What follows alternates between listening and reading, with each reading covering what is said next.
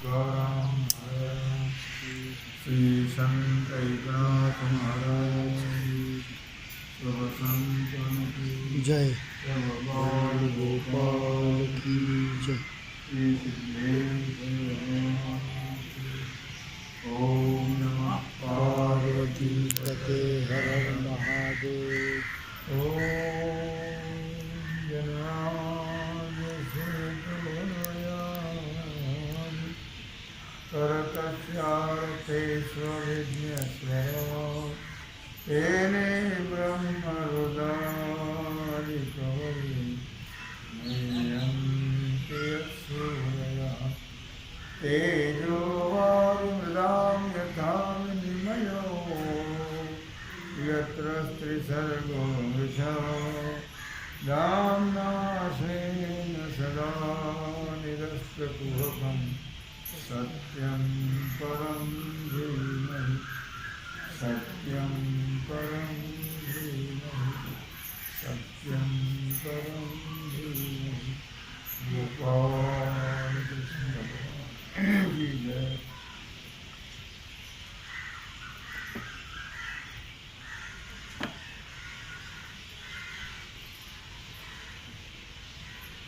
आणि जया परवते काही नाही, ते आपण पेशी आपुल्या ठाई, जहाला या लागी जो काही आकांक्षी न। भगवान सिद्धेश्वराच्या आश्रमात श्री रुक्मिणी पांडुरंगाच्या चरणाजवळ बसून श्री सद्गुरू ज्ञानेश्वर महाराज, श्री जगद्गुरू तुकाराम महाराज, श्री संत एकनाथ महाराज यांच्या चरण सानिध्यामध्ये आपण सर्वजण मिळून महान ग्रंथराज ज्ञानेश्वरीच्या 12व्या अध्यायाच्या 193 ओवीचा आपण विचार करतो आहोत. मागच्या ओवीशी याचा संदर्भ आहे. आपण मागचा विचार केला होता की महात्मा हा नशोचती, व्यापक बोधावर गेल्यामुळे सर्व एकच आहे, परमात्माच आहे सर्व हे त्याला कळल्यामुळे तो कशाबद्दलही गता अगता गेल्याचाही शोक करत नाही, आल्याचा हर्ष मानत नाही. कारण हे सगळं दिसणारं मिथ्या आहे. मिथ्याचा काय शोक करणार? बरं असतं तर शोक केला तर हरकत नाही, पण त्याला कळलेलं आहे ब्रह्म सत्य जगन मिथ्या, जीवो ब्रह्मैव ना परा. हे त्याला यथार्थ कळलेलं आहे. तो विश्वरूप झालेला आहे, व्यापक बोधावर गेलेला आहे, म्हणून त्याला कुठल्याही प्रकारचा शोक नाही. शोक म्हणजे वेळी तंबाखू नाही. शोक म्हणजे दुःख. शोक करणं म्हणजे दुःख करणं. अर्थात अशोच्यानन्वशोचस्त्वं प्रज्ञावादांश्च भाषसे गता सून गता संश्च नानुशोचन्ति पंडिताः. भगवान सांगतायत अर्जुनाला, अर्जुना अशोच्यानन्वशोचस्त्वं, मनुष्याने गेल्याबद्दल किंवा आल्याबद्दल फायदा झाला तरी मिथ्याच. आपल्याला कळत नाही तो भाग सोडून घ्या. नुकसान झाली तरी मिथ्याच. सगळं मिथ्या आहे की नाही? सत्य असतं तर आपण बरोबर घेऊन गेलो असतो. सत्य काही नाही, सगळं मिथ्या आहे. म्हणून न शोचती पंडिता, म्हणून गता अगता गेल्याबद्दल आल्याबद्दल हर्ष शोक ज्ञानी महात्मा कधी मानत नाही. भगवान दुसऱ्या अध्यायात सांगतात 151 ओवीतून, अर्जुना ऐसा हा जाणावा, सकळात्मक देखावा, मग सहजे शोक आघवा हरेल तुझा. भगवान सांगतात अर्जुना ऐसा हा जाणावा. असा कोण जाणावा? आत्मा. आत्मा हा कसा आहे? सर्व आत्माच आहे ना. सर्व परमात्माच आहे, परमात्मा सोडून काही नाहीच आहे असं जाण. भगवान सांगतात अर्जुना ऐसा हा जाणावा. तो हे लक्षात घे, हे जाण तू, हे सर्व दिसणारं चित्र विचित्र विश्व देव आहे, हे तू जाणून घे. उगीच घेण्या देण्याचा त्रास करून घेऊ नको. हे विश्व परमात्मा हे आपल्याला न कळल्यामुळे आपल्याला त्याच्याबद्दल शोक दुःख होतं.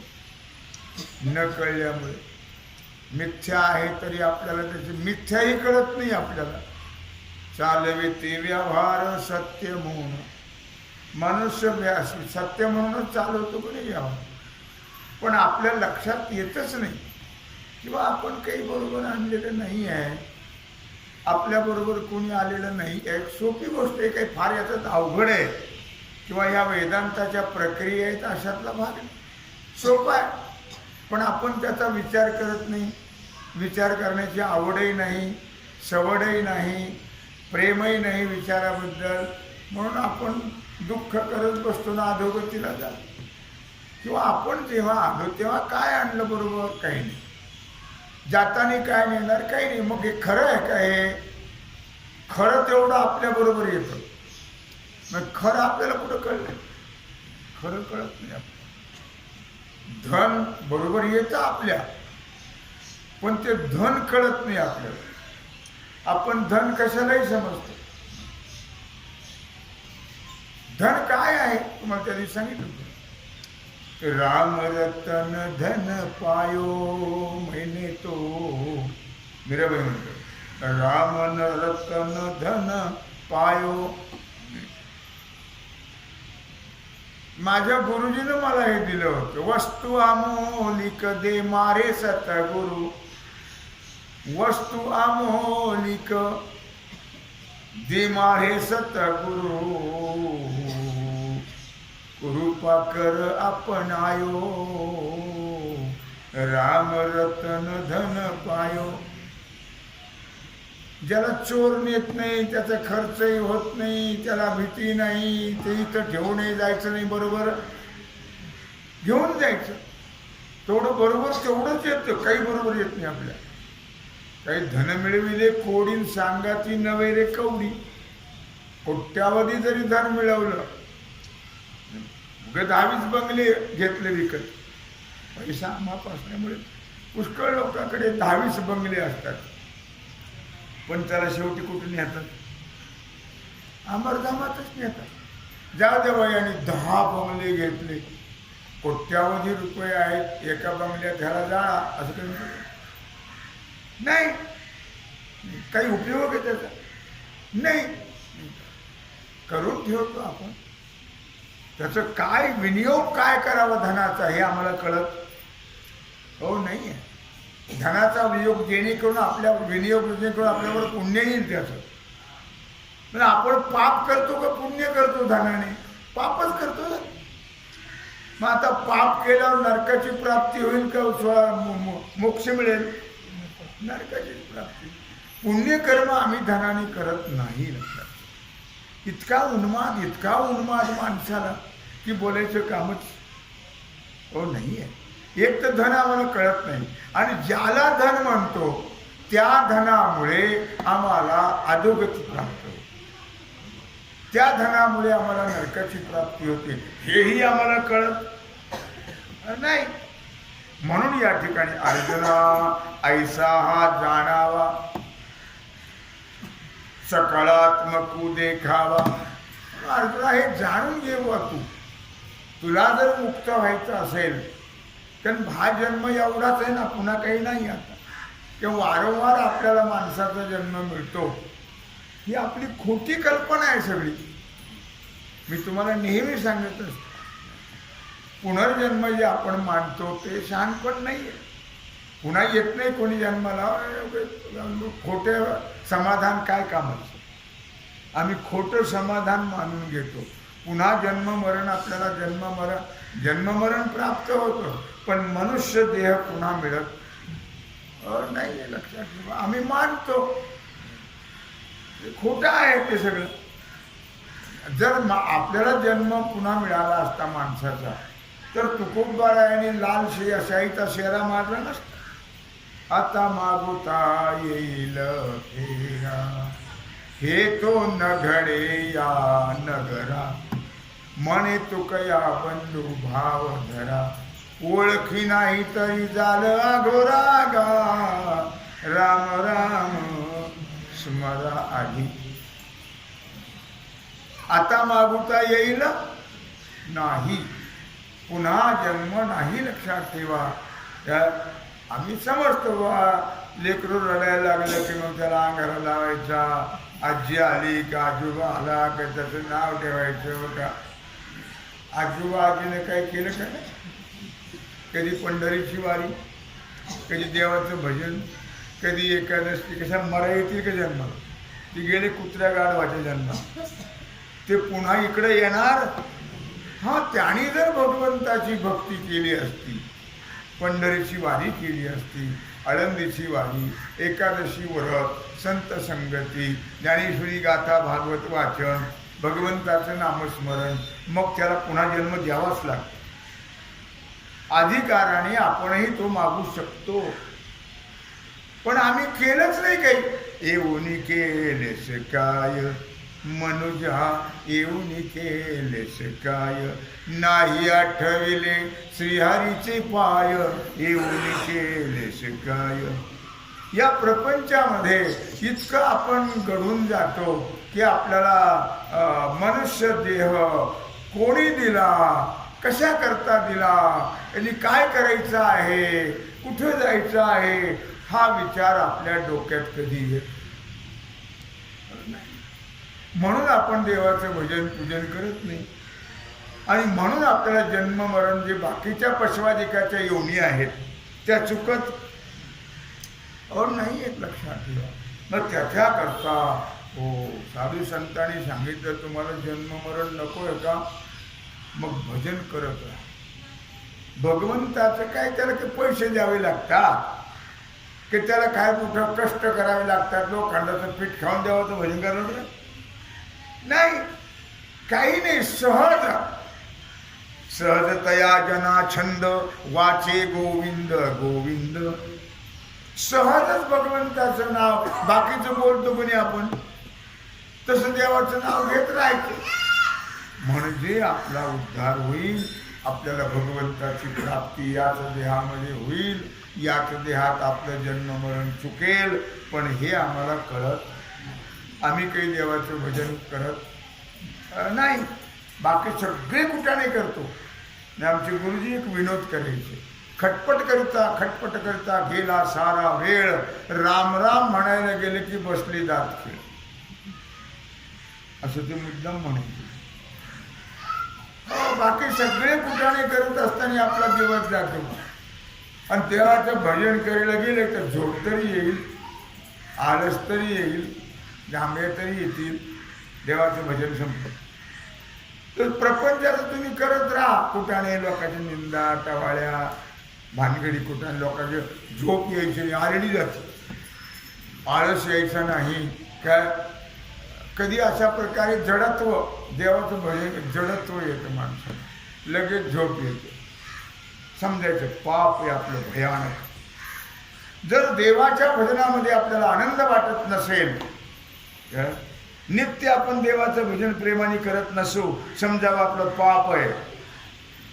पाप असेल तर देवाचं नाव तोंडाला येत नाहीये. बहुत सुकृताची म्हणून विठ्ठल आवडी, खूप जन्माची पुण्याई लागते तेव्हा देवाचं नाव तोंडाला. आपण समजून घ्यायचं. मी तुम्हाला त्या दिवशी सांगितलं किंवा किती टक्के आपण बाकीचं बोलतो, किती टक्के देवाचं नाव घेतो, याच्यावर आपलं पाप पुण्य सांगतायचं. जेवढ्या टक्के देवाचं नाव घेतो तेवढं आपलं पुण्य आहे. जेवढ्या टक्के संसारातच आपण घडून राहतो, समजावं आपलं महान पाप आहे. आमचे गुरुजी नेहमी सांगायचे की पापाने संसार आवडतो आणि पुण्याने, मग आपलं जेवढ्या अंशामध्ये संसार आवडतो तेवढं पाप होईना आपलं कसं काय जमलं आपलं. आणि जेवढ्या अंश देव आवडतच नाही, बळजबरीचा राम राम आहे.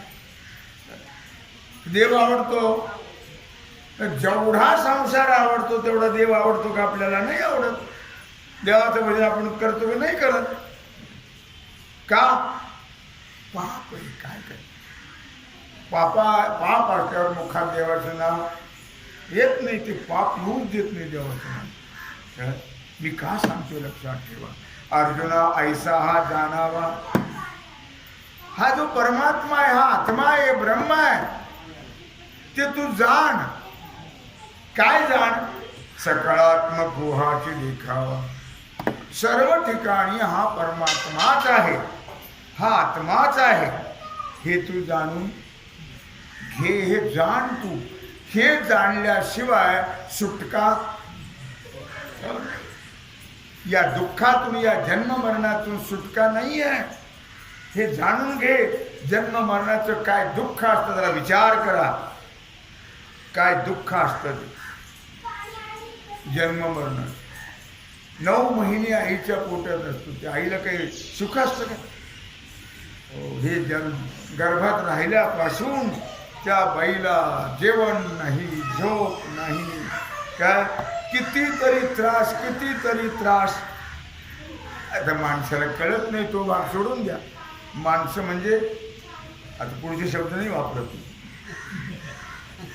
जाऊ द्या, काय करायचं आपल्याला. किंवा बाई ही काय चीज आहे, तिला किती कष्ट भोगावे लागतात. आपण असे जन्माला नाही आलो. लक्षात. त्या मातेला कितीतरी भयानक दुःख भोगावं लागलं. लक्षात. काही तर काठी असली घाणेरडी असतात की तिला खाऊच देत नाही. खातच, जेवणच जात नाही, जेवणच जात नाही. काय काही काठी अशा असतात की तिला मातीच खावी वाटते. समजा हे माती खाणारं जन्माला येणार आहे. काहीला तर असं वाटतं चोरूनच खावं, चोट्टच जन्माला येणार आहे. काहीला वाटतं घाणच खावी, घाण खाणारच येणार आहे. तेव्हा असं मातीचे डोळे आणि गर्भाचे लक्षण. मी काय सांगतो मला बाकीचं नाही तर ते कसं जन्माला येणार. पण आईला किती दुःख होतं, किती वेदना होतात. लक्षात ठेवा. बरं त्या गर्भामध्ये, गर्भ म्हणजे काय, एअर कंडिशन आहे का? मातेच्या जठर कुवारी पचोनी विष्ठेच्या दाथरी उकडोनी नवमासावरी जन्म जन्मोनी मरती. आईच्या उदरामध्ये काही एअर कंडिशन रूम आहे? घाणीमध्ये पचत राहतो 9 महिने. तो सुद्धा उलटाच असतो. वर पाय खाली डोकं. बहुतेक डोकाळूच असतात. सुईचे थोडे क्वचित असतात. वर डोकं खाली पाय क्वचित. पण बहुअंशाने 99% नाही जास्त, 95% उलटेच असतात. वर पाय खाली डोकं. काय त्रास आहे लक्षात. मातेचे पुरती डोहळे त्वचे आवेन सर्वांग पोळे. ते कातडी धड आलेली नसते त्याला गर्भामध्ये. मग तिला काय काय खावं वाटतं, या भूताचंच सगळं असतं ते वासने. तिच्यामुळे ती इच्छा होते त्या काट्यामुळे. काय मग काहीला ते तिखटच खावं वाटतं, हिरव्या मिरच्याचा ठेसा. काय होत असेल त्याचा विचार करा ना तुम्ही. कुणाला मातीच खावं वाटते, कुणाला काय खावं वाटतं, कुणाला आंबट, कुणाला काय, कुणाला काय. काय हे सगळ्याला असे डोळे होतात काय कौशल्य मातेसारखे. आणि रे धनुष्य मारीन रावणा लंका विभीषणा देईन मी. ज्यावेळी दशरथ राजा डोहळे विचारायला गेला, सांगितलं कौशल्या मातेला काय डोळे होतात सांग. तिथे हे उद्गार काढले. आणि रे धनुष्य. त्याला वाटतं भूतच लागलेला. काय वर्णन आहे रामायणामध्ये. आणि रे धनुष्य मारीन रावणा. कोण रावण, काय भानगड, काय प्रकार आहे. काय लंका विभीषण देईन मी. हे डोळे झाले. ज्यांना अशा प्रकारे जे वारकरी आहेत, एकादशी व्रत करणारे, भगवंताचं भजन करणारे, समजावं त्याच्या आईला असे चांगले डोळे झाले होते. म्हणून हे वारकरी जन्माला, चोट्ट जन्माला आलं नाही, दारू पिणारा आलं नाही, घाण खाणारं आलं. नाही आहे का? आईला चांगली डोहळे झाले, पंढरपूरला जावं, पांडुरंगाला पाहावं, देवाचं भजन करावं, एकादशी व्रत करावं, आळंदीला जावं, असे डोहळे झाले की वारकरी जन्माला येतात ना. पण अलीकडच्या माताना कसले डोहळे होतात, घाण घाण, ते घाणेर जन्माला सगळं काय खरवरच सगळ्या दुनियेची. मला मुद्दा काय सांगायचं, बाकीचा विषय नाही माझा. मला सांगायचं काय की अर्जुना ऐसा हा जाणावा, हे फार महत्वाचे शब्द आहेत, लक्ष ठेवा भगवंताचे. की अर्जुना असे जाण, तू काय जाण, सकळात्मक देखावा, सगळ्या ठिकाणी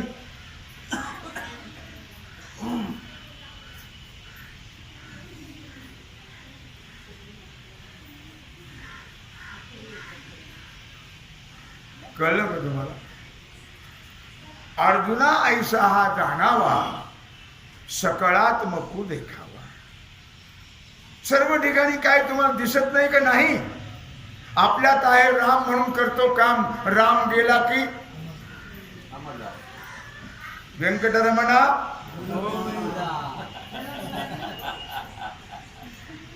हे कळत नाही आपल्याला. आम्ही चालतो, खातो, पितो, जातो, येतो, हे कुणामुळे? त्या परमात्मा. परमात्मा बोलला का म्हटलं जरा एकदा बसलो, दोनदा बसलो, कळत नाही आलं. कळलं का? काय कळलं? या आपण जरा. येड्याचा वाज आहे, पेड्याचा पाऊस. इथं काय चाललंय हे बी कळा ना.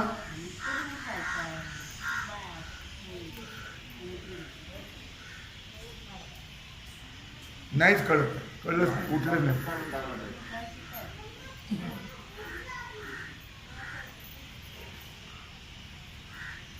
आपल्याला नाही जमत तर दुसऱ्याला तरी करू द्या ना.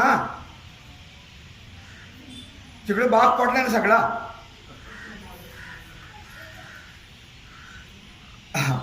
अर्जुना ऐसा हा जाणावा, सकळात्मक देखा. सर्व ठिकाणी परमात्माच आहे. परमात्मा वजा केला तर शून्य आहे सगळं, काहीच नाही. बोललं का म्हटलं तर का हजार तेच.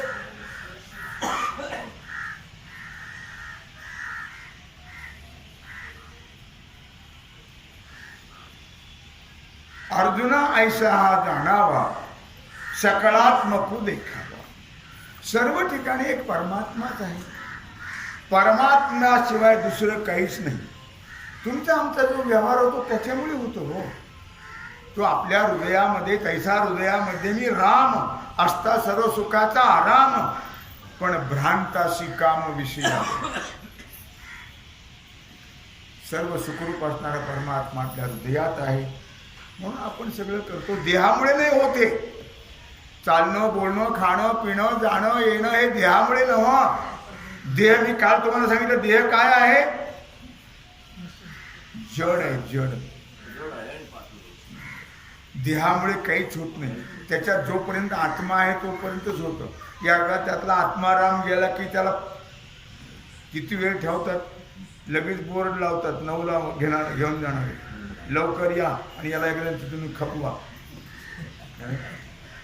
मला मुद्दा काय सांगायचं लक्षात ठेवा. अर्जुना ऐसा हा जाणावा, सकळात्मक देखावा.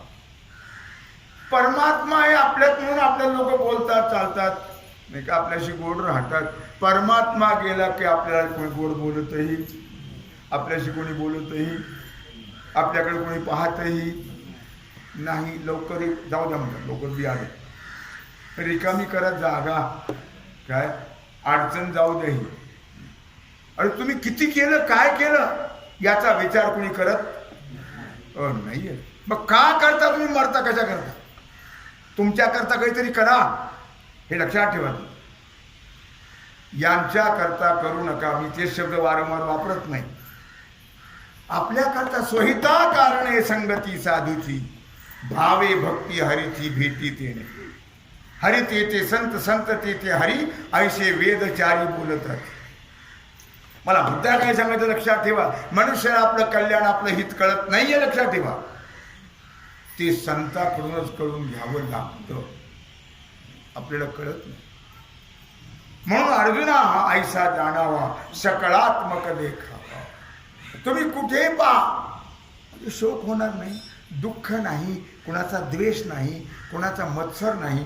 हे सगळे इथं आपण एवढे लोक बसलो नाही का.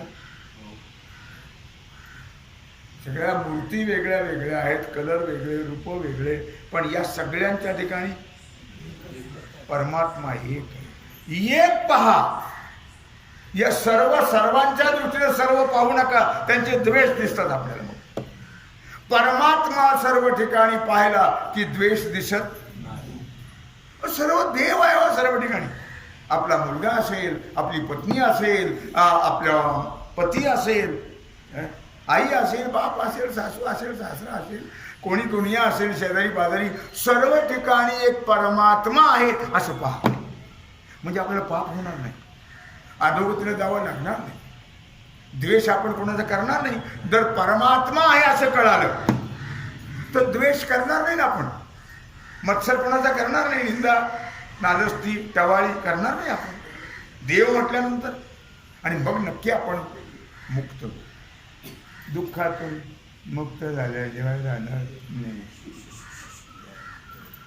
शेवटच्याला गोड बोल.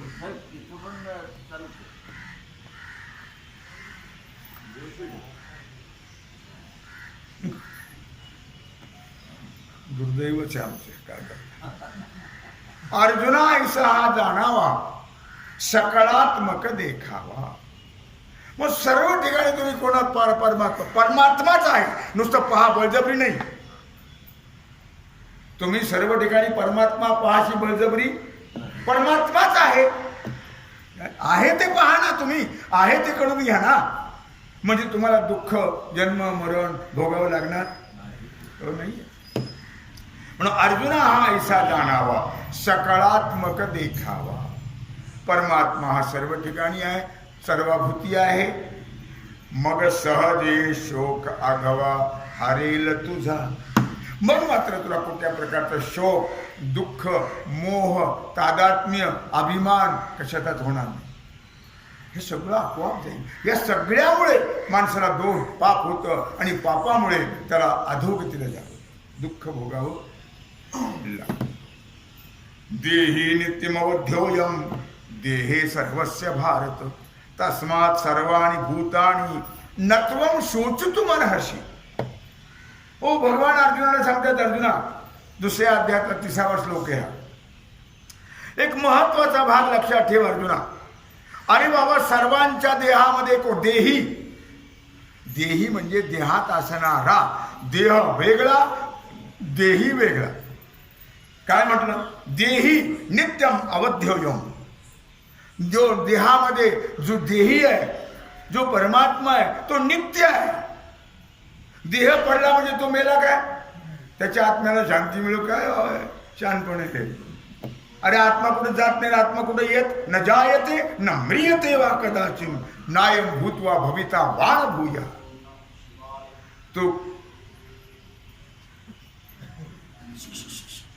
तो कधी जन्मत नाही, तो कधी मरत, तो कधी जात, तो कधी येत.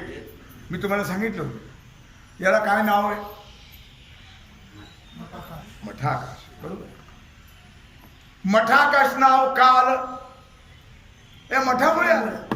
हा मठ पडला, पडणारच आहे. जे आमच्या अंगावर पडून योग्य प्रार्थना द्यावं की देवारे आमच्या अंगावर हे बदबद कळते ना सगळं, पण पडलं तर यदगत्वाने वर्तन ते असं व्हायचं. म्हणून सिद्धेश्वरा रोज प्रार्थना, बाबा पडू दे, पण आम्ही नसल्यावर पडू दे, आम्ही असल्यावर नको पडू दे. कसं करा सांगत होतो. मठ याला नाव काय? मी परमात्म्याचं सांगतो. आत्मा जात नाही, येत नाही, लक्षात ठेवा. याला हे जे खांब लावलेत, हे जे टाकले धावं, याच्यामुळे याला नाव मठ आले. आणि या मठामुळे ही जी पोकळी आहे याला मठाकाश असं म्हणतात. उद्या हे पडलं, मठाकाश जे पळालं आणि महाआकाशाला जाऊन मिळालं असेल का? मिळालं?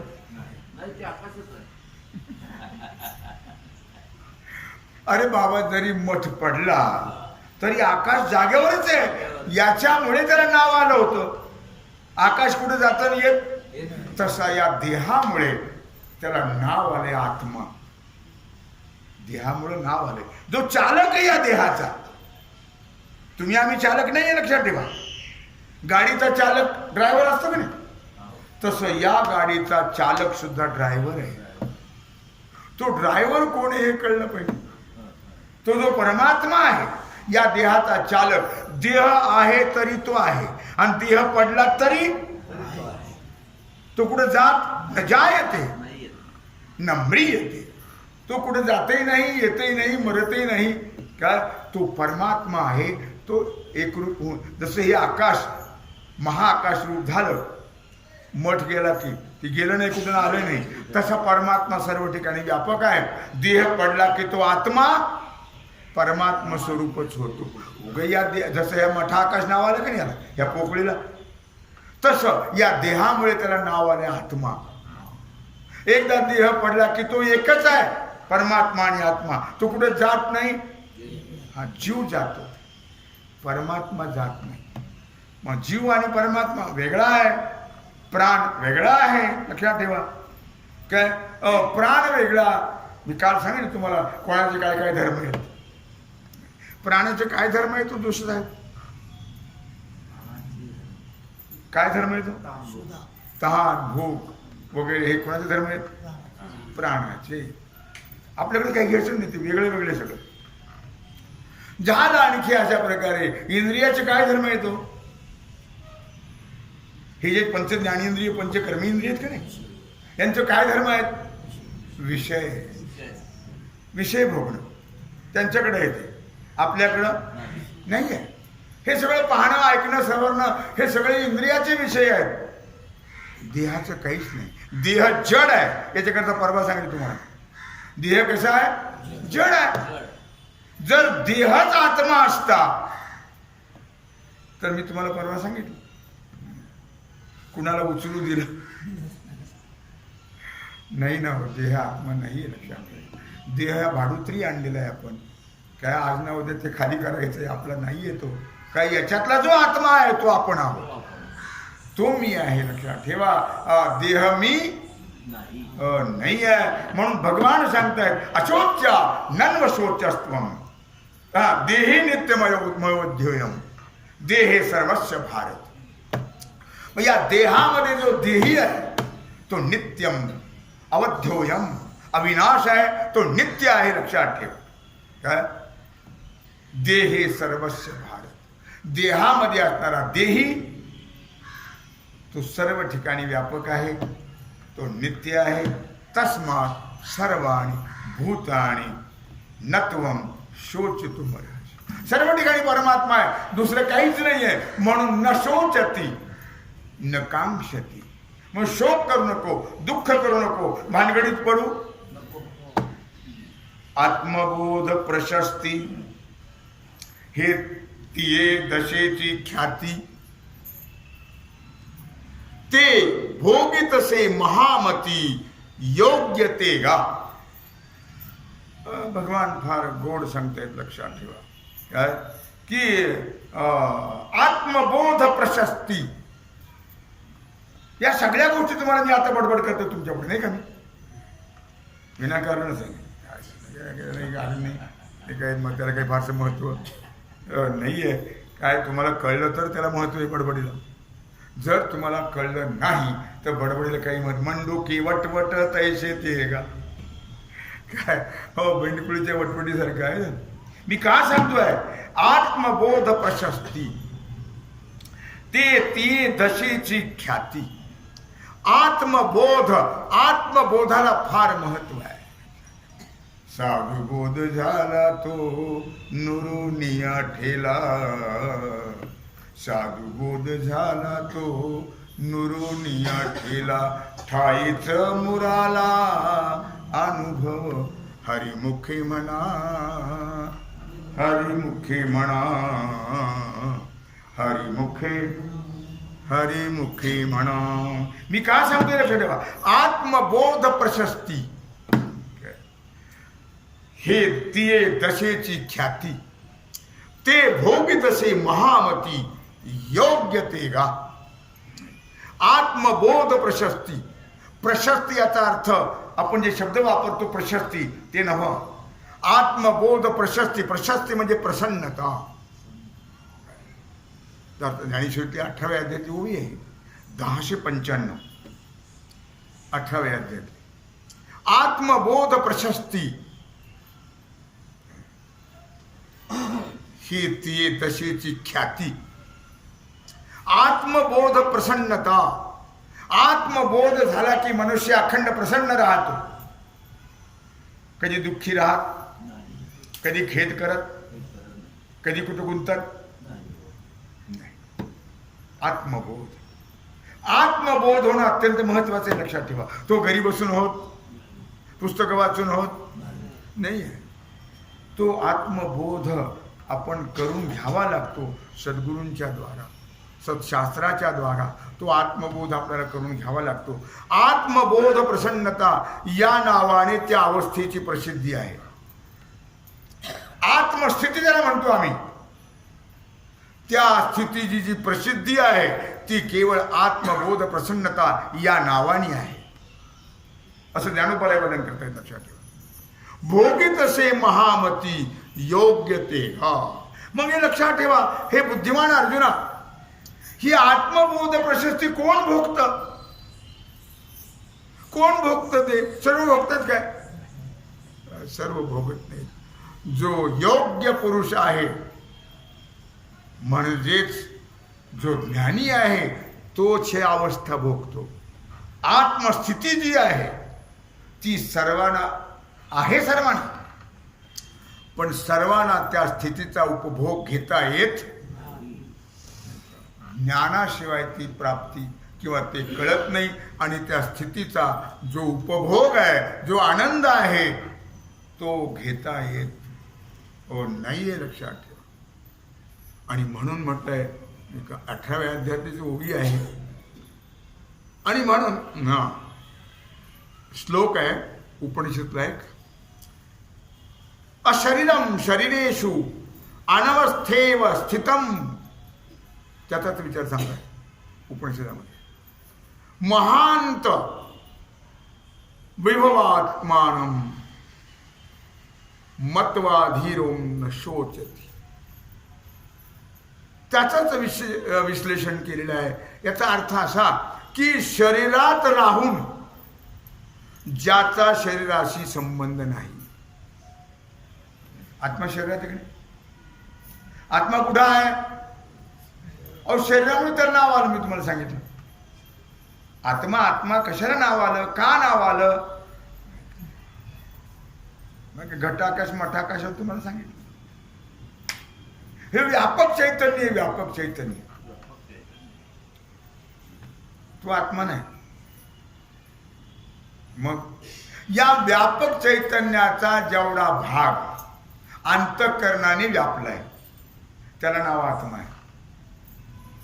जसं आरशामध्ये पडलेलं प्रतिबिंब,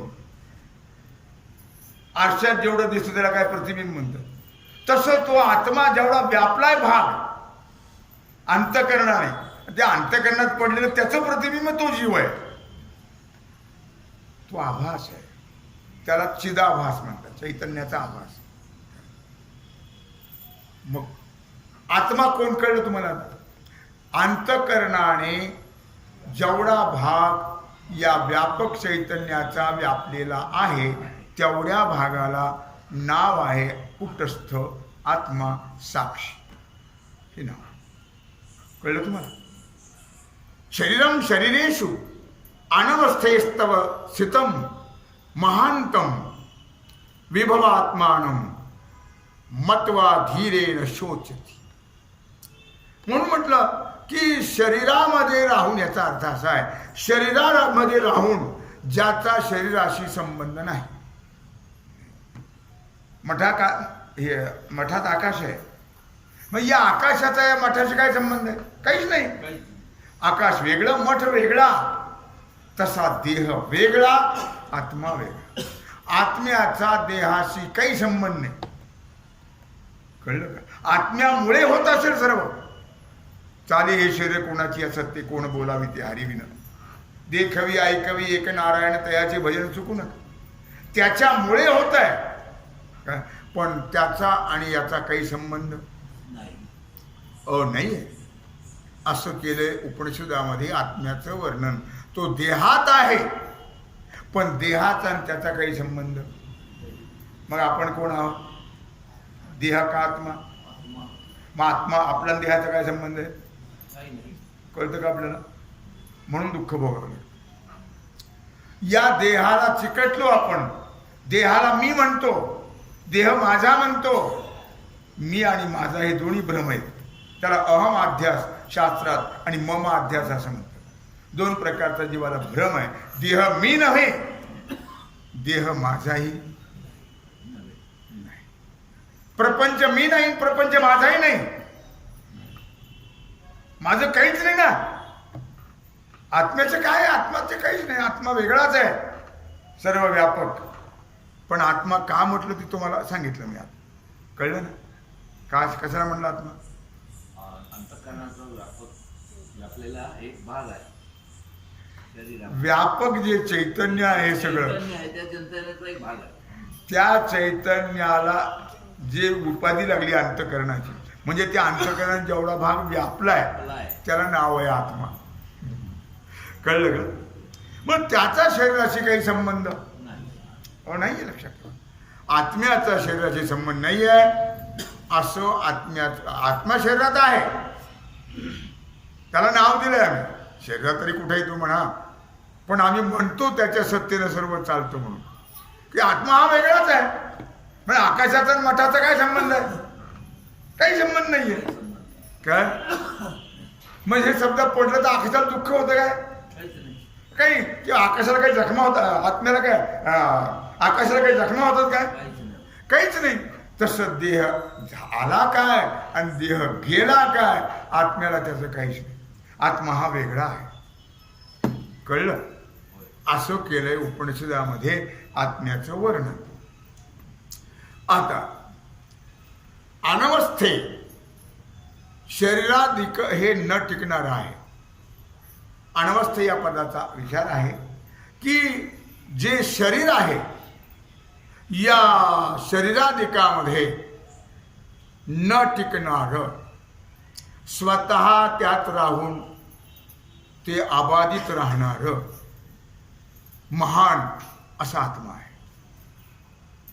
काय म्हटलं मी तुम्हाला? अनवस्थे म्हणजे शरीराधिकात न टिकणार, शरीराधिक न टिकणारे, आणि शरीरात जो आहे तो मात्र नित्य आहे. काय? त्यात राहून तो अबाधित आहे.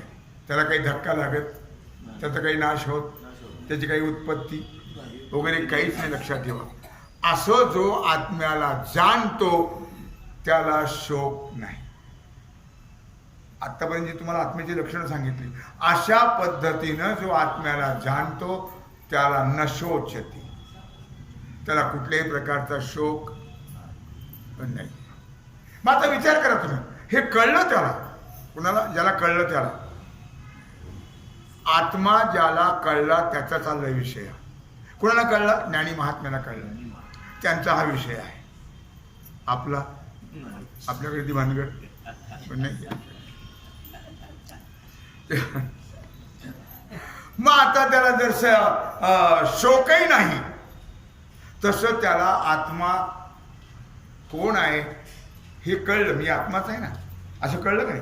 म्हणून त्याला कुठल्याही प्रकारची आता इच्छाही, कशाची इच्छाच होत नाही त्याला. हे सगळं कल्पित आहे ना, हे सगळं मिथ्या आहे. आत्माच फक्त सत्य आहे हे त्याला कळल्यामुळे आणि जया परवते काही नाही, त्याच्याशिवाय दुसरं काही. कोणाशिवाय? आत्म्याशिवाय. जया परवते काही नाही, ज्याच्या पलीकडेही काही नाही, अलीकडेही काही नाही, मधी काही नाही. काय हे सगळं दिसतं ते मिथ्या आहे. काय? जया परवते काही नाही, ज्याच्या पलीकडे काहीच. ते आपण पेची आपुल्या ठाई. ते जे आहे ब्रह्म, तो जो आहे आत्मा, तो जो आहे परमात्मा, तो आपण स्वतः आहोत. ते आपण पेची आपुल्या ठाई. ते आपण स्वतः कोण? आत्मा, परमात्मा, ब्रह्म, देव, काय म्हणायचं म्हणा. जहाला या लागी जो काही आकांक्षीण. मग आता मी कोण आहे? आत्मा आहे. आत्मा आहे. मी परमात्मा आहे, मी ब्रह्म आहे, मी देव आहे की नाही? दुसरं काही आहे का? मग आता कशाची इच्छा करायची? दुसरे काही नाहीच आहे. जया जहाला या लागी जो काही आकांक्षीना. हे सर्व एक परमात्मा आहे. दुसरं काही असं इच्छा केली असते, दुसरं काही नाहीच आहे. सर्व एक परमात्माच आहे. म्हणून तो काही आकांक्षीना, तो कशाचीही इच्छा करत नाही. लक्षात ठेवा. अशा प्रकारे आपण ही ओवी घेतली, पण त्या ओवीला स्पर्श करता करता मागच्या विषयाचा शेवट केला तिथं. आणि आता आपण या ओवीला स्पर्श केलेला आहे. या ओवीचा विचार आपण करणार आहोत. तो विचार आणि आजची सेवा भगवत चरणी समर्पित करून राहिलेला जो सेवेचा भाग आहे तो आपण उद्या करू. कुंडली श्री ज्ञानदेव तुकाराम. ओम नमो पार्वती पते हर हर महादेव. विश्वात्मके देवी दोषो